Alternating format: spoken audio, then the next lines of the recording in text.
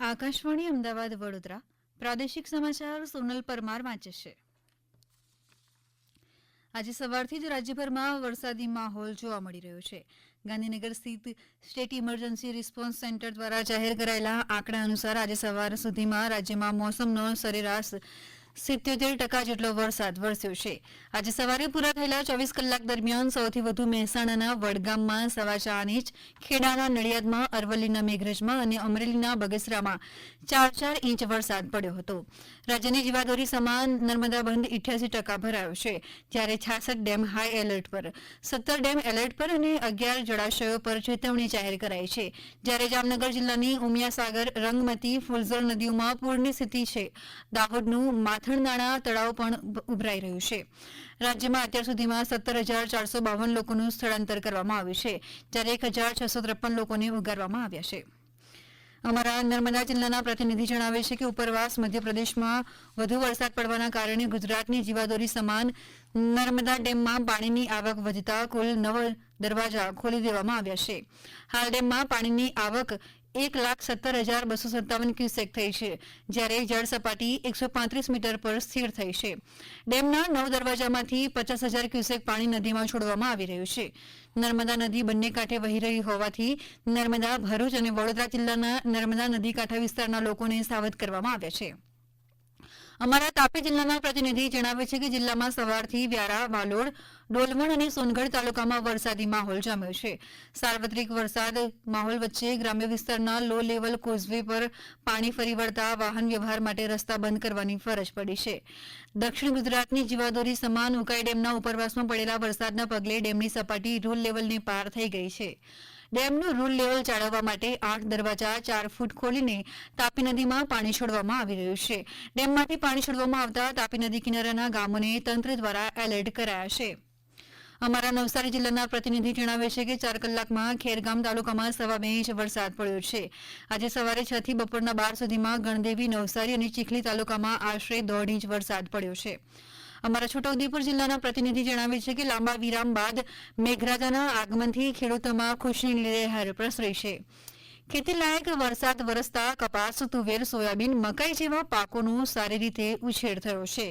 ઉપરવાસ મધ્યપ્રદેશમાં ભારે વરસાદ વરસતા જિલ્લાની મુખ્ય નદીઓ જેવી કે ઓરસંગ, કરા, સાપન, અશ્વિનમાં પાણી વહી રહ્યું છે.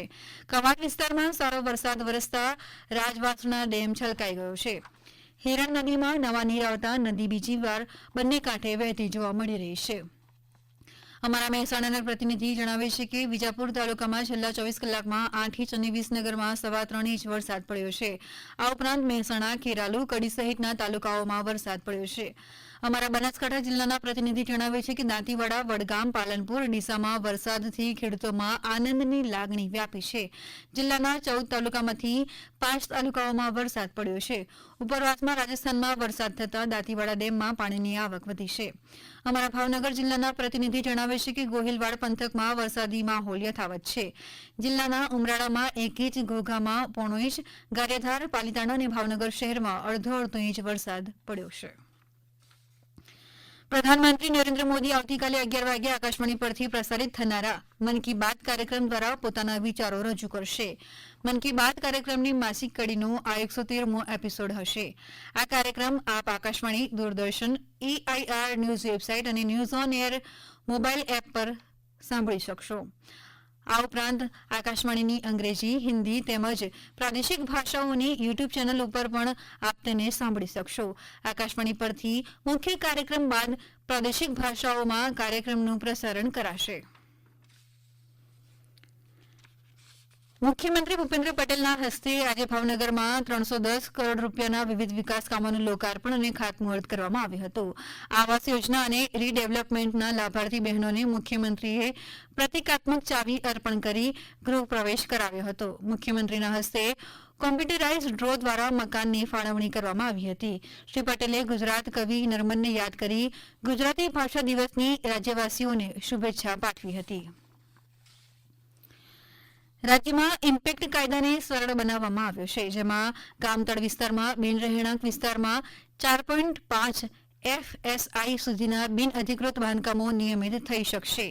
બિનઅધિકૃત રહેણાંક માટે 2000 ચોરસ મીટર સુધીના ખૂટતા પાર્કિંગ માટે બિનઅધિકૃત બિન રહેણાંક માટે 1000 ચોરસ મીટર સુધીના ખૂટતા પાર્કિંગ માટે ફી લઈને બિનઅધિકૃત બાંધકામ નિયમિત કરવાની જોગવાઈ કરવામાં આવી છે.